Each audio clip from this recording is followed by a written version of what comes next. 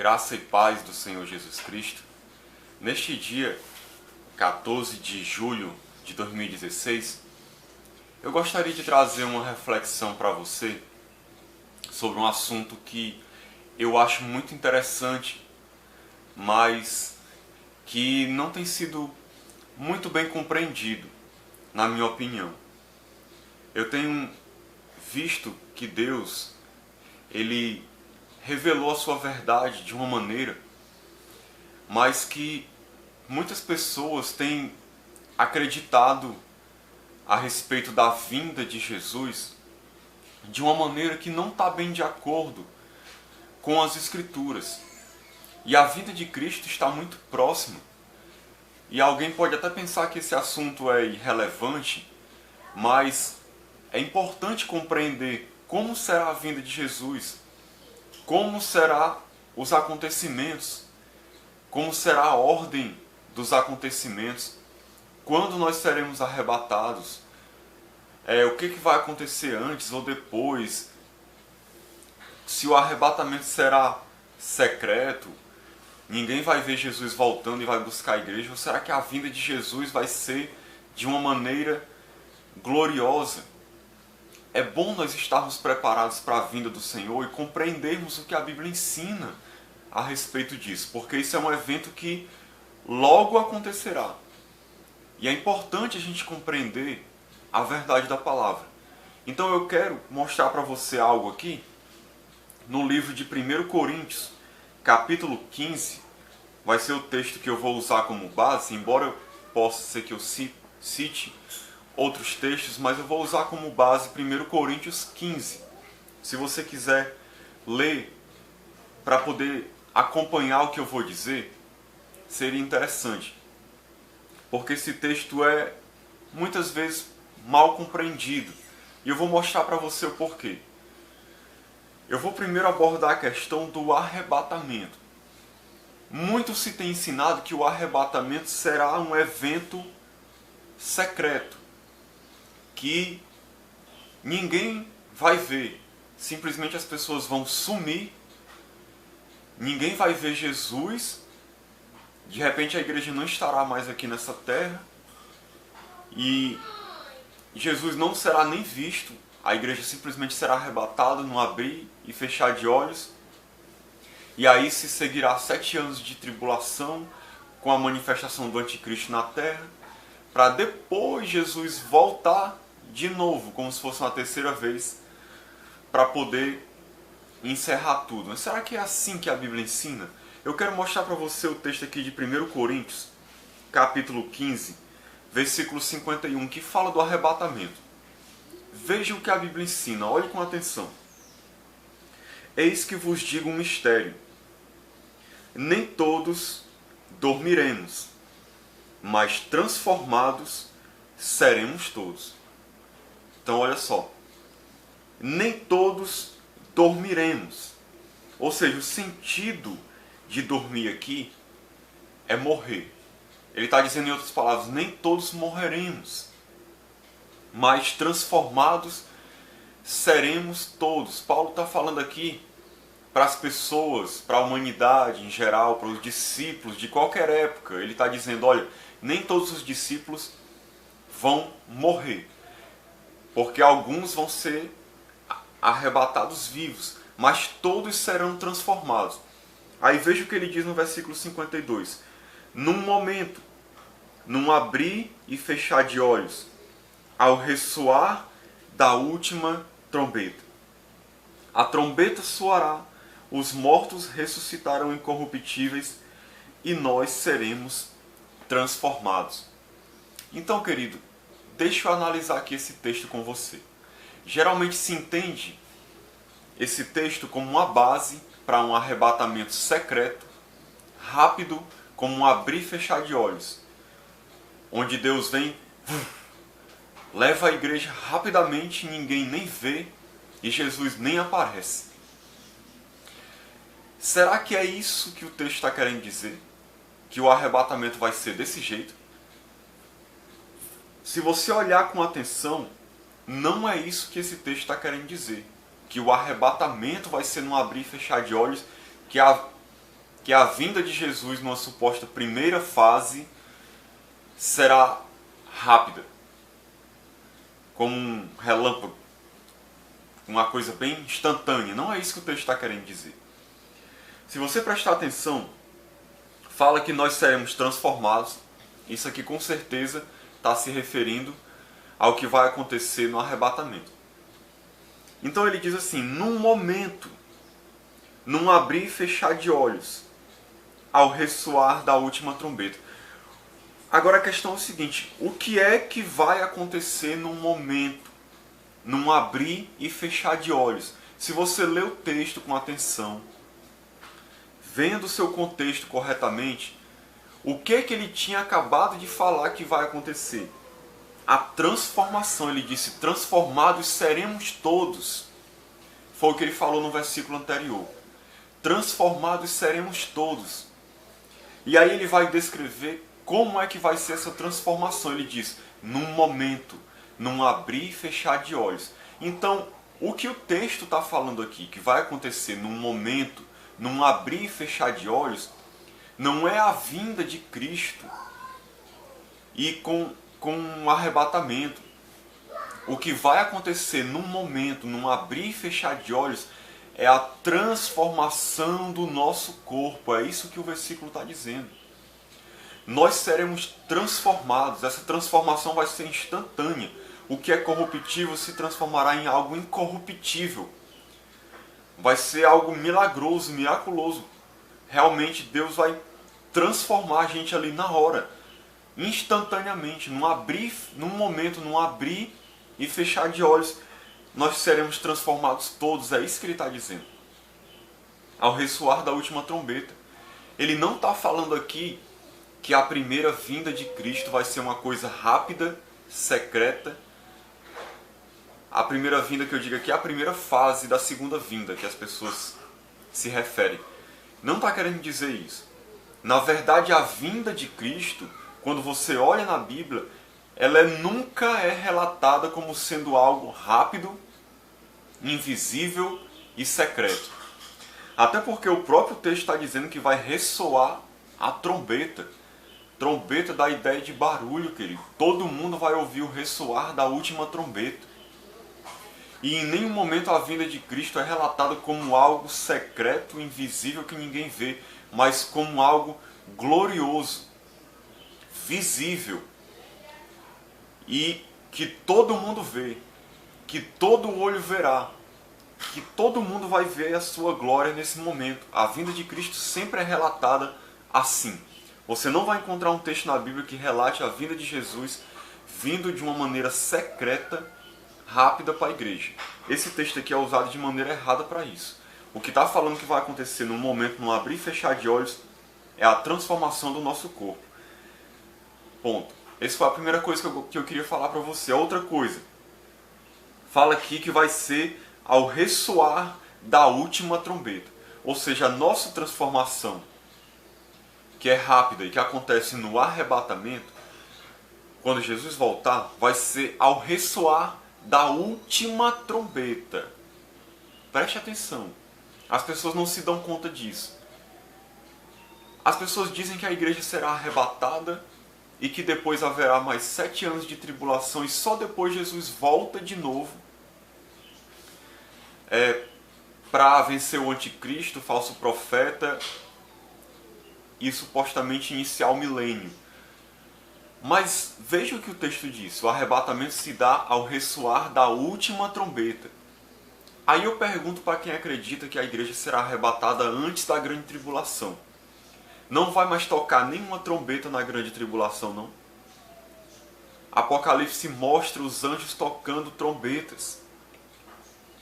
E muitas dessas trombetas, eu creio, ainda não foram tocadas, serão tocadas na grande tribulação.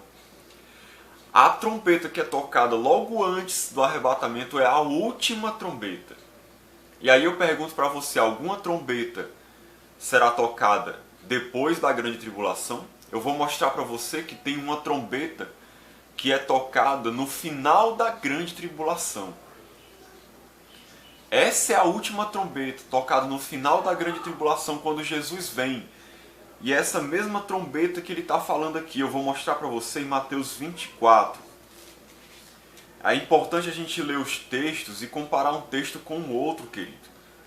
Não ler simplesmente um texto isolado. Se você ver Mateus 24, 29, diz assim: logo em seguida a tribulação daqueles dias, ou seja, Jesus tinha acabado de falar da grande tribulação, e ele está falando, logo em seguida a tribulação daqueles dias, o sol escurecerá, a lua não dará sua claridade, as estrelas cairão do firmamento, os poderes dos céus serão abalados.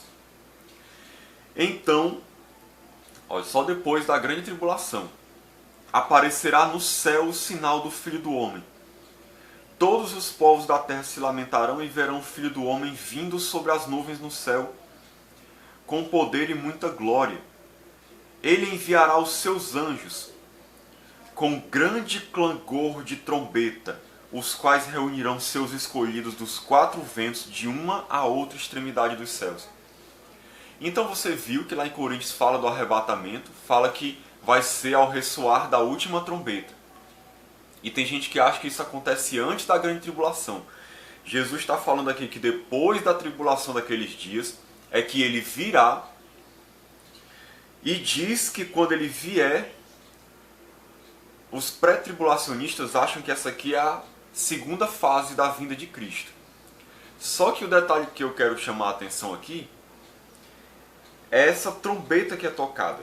Diz no versículo 31 que quando ele envia os seus anjos com grande clangor de trombeta. Há um grande clangor de trombeta, a trombeta vai tocar. Quando é que é isso aqui que Jesus fala? No final da grande tribulação. E aí ele mostra claramente que quando essa trombeta toca, os anjos reunirão seus escolhidos dos quatro ventos, de uma a outra extremidade dos céus. Então, querido, mostra claramente aqui, esse texto está falando da mesma coisa de 1 Coríntios 15, quando toca a última trombeta, e logo depois há o arrebatamento.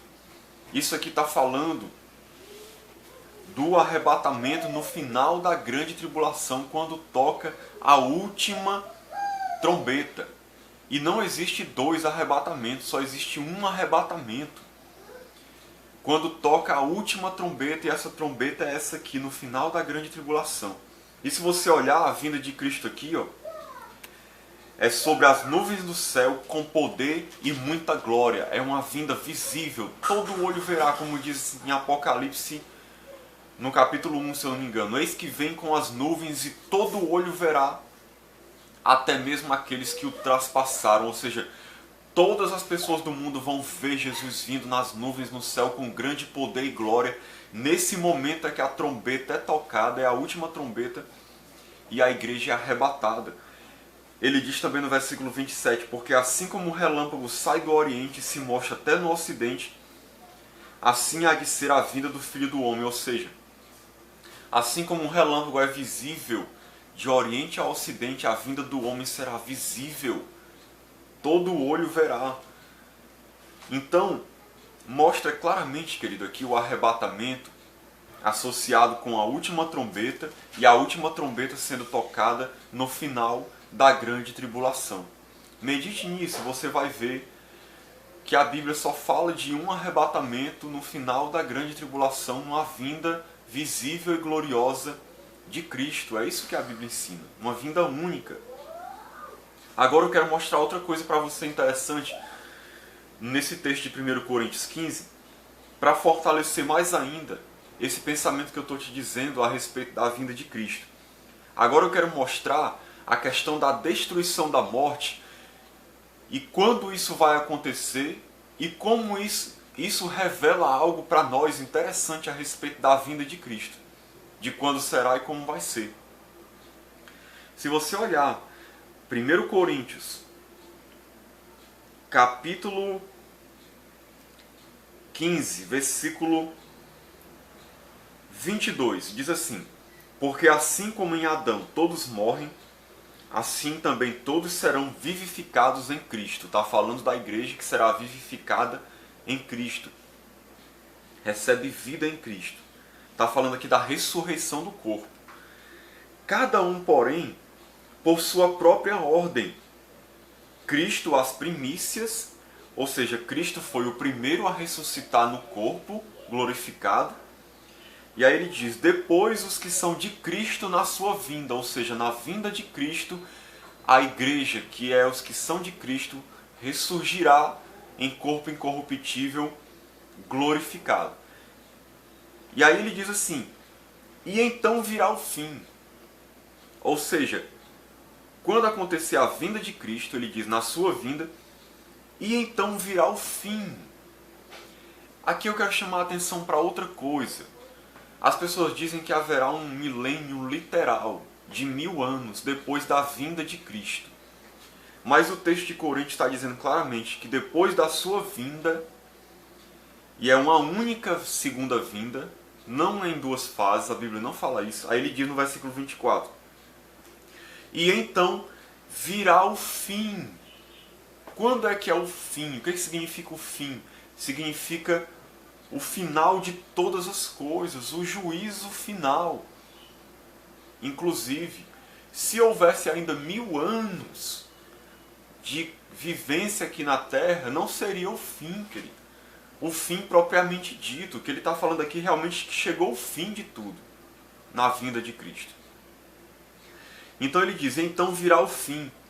E o que vai acontecer nesse fim? Ele fala, quando ele entregar o reino ao Deus e Pai, quando houver destruído todo principado, bem como toda potestade e poder. Porque convém que ele reine até que haja posto todos os inimigos debaixo dos pés. O último inimigo a ser destruído é a morte. Olha só quanta coisa interessante num versículo só, querido. Coisas reveladoras.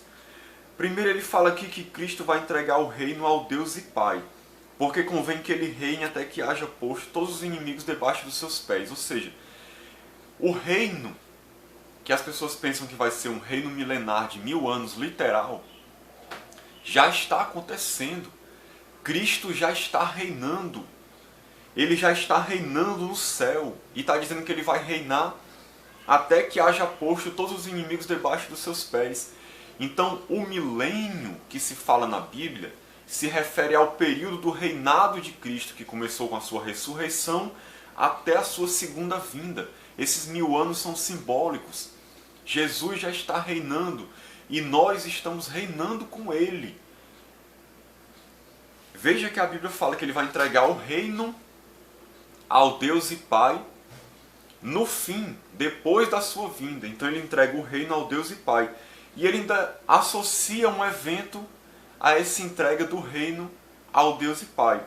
Ele diz, quando houver destruído todo o principado, bem como toda potestade e poder.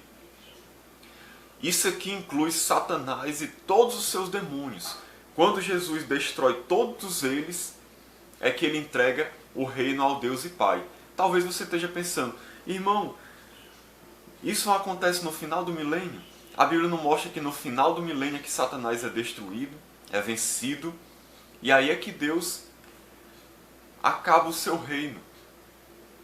Querido, Satanás ele é destruído na vinda de Cristo, no final de tudo, é na sua vinda. É como disse aqui, que é na sua vinda virá o fim, ou seja, é na vinda de Cristo que acontece isso aqui. Ele entrega o reino ao Deus e Pai e destrói todo o principado, potestade e poder.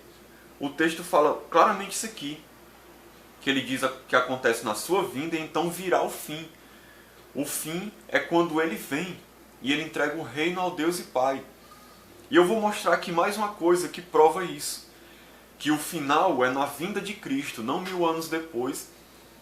E que o momento em que ele destrói Satanás e todos os principados é quando ele vem. Aquele evento de Satanás sendo derrotado no final do milênio se refere ao mesmo evento de quando Jesus vem e destrói o anticristo e o falso profeta. Tudo acontece nessa mesma época. Quer ver? Eu vou provar para você agora. Porque diz assim, convém que ele reine até que haja posto todos os inimigos debaixo dos pés. Olha só, acompanhe o meu raciocínio. Jesus vai reinar até que todos os inimigos estejam debaixo dos seus pés. Entenda bem, o reino de Cristo ele acaba e ele entrega a Deus quando todos os inimigos estiverem debaixo dos seus pés. E ele diz que o último a ser destruído é a morte. Então o reino dele acaba. E quando o reino dele acaba, todo principado e potestade já foi vencido. E o último inimigo a ser vencido é a morte. Então, como diz no versículo 26. Então vem a grande questão agora. Para eu fechar aqui a questão e provar que a vinda de Cristo encerra tudo. Ele vence os principados e potestades e inicia seu estado eterno. Não há milênio. Quando é que vai ser destruída a morte? Vai ser no final do milênio ou vai ser na vinda de Cristo? Pense sobre isso. É o último inimigo a ser destruído, é a morte. Quando é que a morte vai ser destruída? Porque diz aqui que quando a morte é destruída, é o momento em que ele entrega o reino ao Deus e Pai.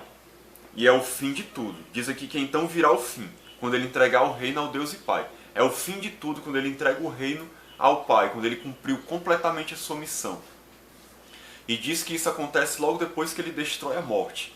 Então, se a gente vê na Bíblia quando é que acontece a destruição da morte, então nesse dia será o fim de tudo.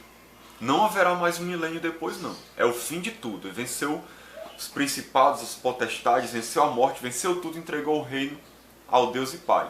É o fim, como diz aqui. Quando será a destruição da morte, então? Vou mostrar para você agora, para você ver o que a Bíblia diz. Versículo 53 do capítulo 15. Porque é necessário que este corpo se revista da incorruptibilidade e que o corpo mortal se revista da imortalidade. Isso aqui acontece quando? No arrebatamento, na vinda de Cristo. Veja só. E quando este corpo corruptível, olha só, quando este corpo corruptível se revestir de incorruptibilidade e o que é mortal se revestir de imortalidade, ou seja, vai acabar esse corpo mortal, então se cumprirá a palavra que está escrita. Preste atenção. O que ele disse aqui. Ele está dizendo em outras palavras. No momento do arrebatamento, em que o nosso corpo for transformado, nesse momento se cumprirá uma coisa aqui. Se cumprirá uma palavra que está escrita. Se cumprirá no momento do arrebatamento, que é na vinda de Cristo gloriosa, como eu mostrei para você, no final da grande tribulação. Se cumprirá que palavra? É o que eu vou ler agora. Então se cumprirá a palavra que está escrita. Tragada foi a morte pela vitória. Onde está, ó morte, a tua vitória? Onde está, ó morte, o teu aguilhão? O aguilhão da morte é o pecado e a força do pecado é a lei. Graças a Deus que nos dá a vitória por intermédio de nosso Senhor Jesus Cristo. Querido, a Bíblia é claríssima. Quando é que vai ser a destruição da morte, que é o fim de tudo, como eu disse antes, lá no início do capítulo, que está registrado no início de 1 Coríntios 15, que a destruição da morte é o fim de tudo, quando ele entrega o reino ao Deus e Pai. E aí ele já tem destruído todo o principado e potestade. Então, quando é que acontece a destruição da morte? Está falando aqui, que é no momento do arrebatamento, no momento da vinda gloriosa de Cristo. A morte é destruída. Ele diz aqui, tragada foi a morte pela vitória. Então, nesse momento aqui, quando Jesus vem, que arrebata a sua igreja, o que acontece? Ele vence o anticristo, o falso profeta, vence o diabo. Como diz em 2 Pedro capítulo 3, ele vai destruir tudo na terra com fogo. Então, nesse momento, a morte é vencida. Se cumpre essa palavra que diz, tragada foi a morte pela vitória. O que significa tragada? A palavra tragada significa consumida, destruída. se virou pó, foi tragado, se acabou. A morte vai se acabar no momento da vinda de Cristo. No momento da vinda de Cristo, todos os inimigos de Cristo vão ser postos aos seus pés. Louvado seja o nome do Senhor. Todo principado e potestade, o diabo, todo mundo vai ser destruído naquela hora, vai ser vencido. Não destruído no sentido de ser aniquilado, de ser vencido. E aí a morte é o último inimigo que é vencido. E está dizendo claramente aqui que isso acontece no momento do arrebatamento, é que se cumpre essa palavra que diz: tragada foi a morte pela vitória. E aí a palavra de Deus ainda ironiza com a morte, dizendo: onde está, ó morte, a tua vitória? Onde está, ó morte, o teu aguilhão? Se você olhar o texto de Isaías 25:8, que é o texto que Paulo está citando aqui, quando diz: tragada foi a morte pela vitória, Isaías 25:8 ainda é mais esclarecedor. Isaías 25:8 diz assim: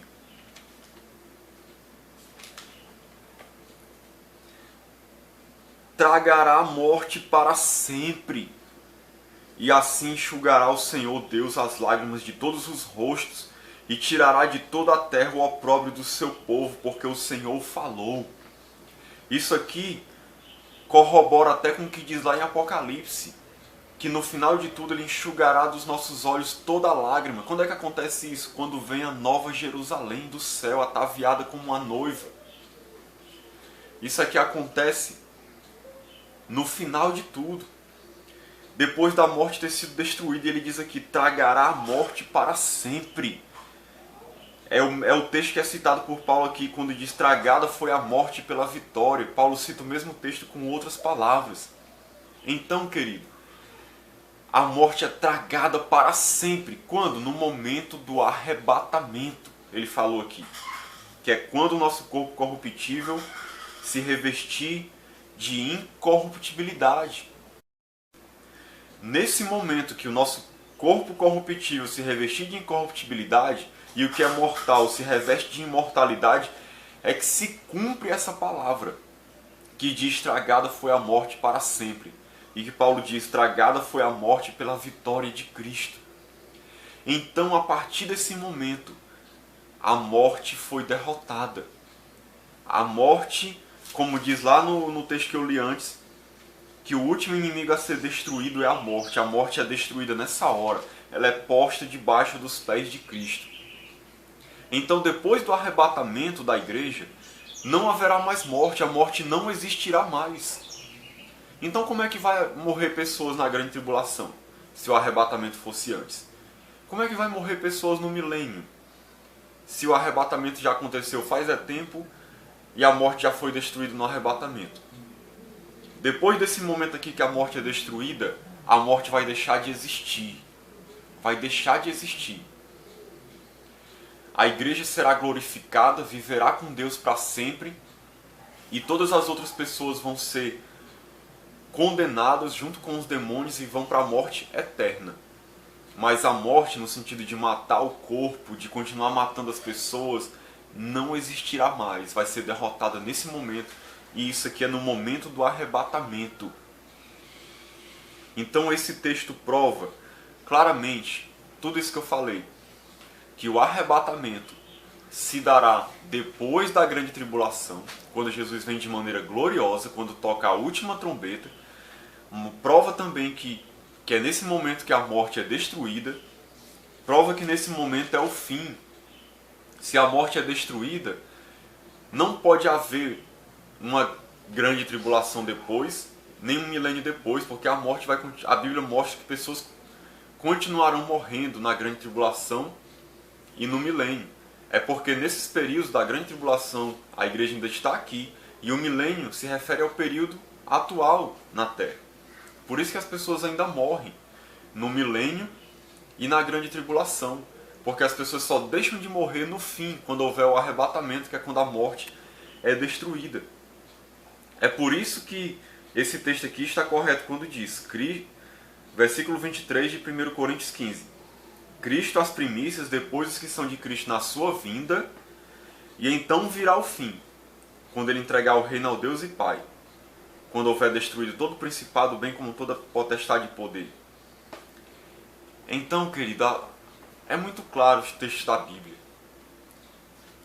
Infelizmente as pessoas não estudam a Bíblia, aceitam simplesmente o que ensinam para elas e acabam não compreendendo como serão os acontecimentos do fim. E a palavra de Deus ensina aqui claramente que o arrebatamento será no fim de tudo, como eu tenho dito aqui, na vinda de Cristo, uma única vinda visível, gloriosa, no final da grande tribulação, onde Cristo destrói o anticristo, o falso profeta, vence o diabo, a morte é destruída, aí logo depois é feito novos céus e nova terra, depois virá o juízo final. Então, querido, a Bíblia é muito clara quando mostra os acontecimentos do fim acontecendo tudo na vinda de Cristo. Você tem sido ensinado que haverá um arrebatamento, depois uma grande tribulação de 7 anos, depois um arrebatamento de novo no final da grande tribulação, uma outra vinda de Cristo, a terceira, e depois 1 milênio de 1000 anos. Não é isso que a Bíblia ensina. Se você vê, é muito diferente. Por que é importante da gente compreender isso? Porque, querido, daqui a pouco o anticristo vai se manifestar. E as pessoas que creem nessa doutrina errada vão ficar se perguntando, mas esse aí não deve ser o anticristo não, porque eu não fui arrebatado ainda. Então esse aí não é o anticristo. O que vai acontecer? Muitas dessas pessoas vão ser enganadas pelo anticristo, porque elas vão ficar pensando assim, não, eu não fui arrebatado ainda, então não pode ser o anticristo. A grande tribulação não começou. E elas vão estar no meio da grande tribulação, sendo perseguidas pelo anticristo, e vão achar que não está acontecendo nada, porque elas não foram arrebatadas ainda. Se você crê no que a Bíblia ensina, que o arrebatamento só será depois, pode ter certeza, nós ainda veremos o anticristo se manifestar e estaremos aqui na grande tribulação. Embora a igreja não sofrerá a ira do Cordeiro, o que a igreja vai sofrer aqui é a perseguição da parte do anticristo. Esse assunto eu deixo para uma outra mensagem. Mas a igreja estará aqui. Se prepare. Se prepare, porque aquele que estiver vivo, na época que o anticristo se manifestar, vai passar por todas essas coisas. E o arrebatamento só virá no fim. Então cuidado para você não ser enganado e achar que o anticristo não é o anticristo e você acabar sendo um daqueles que vai compactuar com o anticristo, em vez de se colocar do lado da igreja, porque ele vai vir para enganar, junto com o falso profeta, para enganar as pessoas, para levar as pessoas a segui-lo, porque ele vai fingir que é de Deus, para querer arrebanhar as pessoas para ele. Então preste atenção no que a palavra ensina, para você não ser enganado. Então que Deus nos abençoe, que Deus nos dê sabedoria e discernimento espiritual para compreender as coisas de Deus. Eu espero que essa palavra tenha sido esclarecedora para você, que você medite nela em oração. Não simplesmente acredite no que ensinam para você, mas veja o que a Bíblia diz. Então que Deus te abençoe, em nome de Jesus. Amém.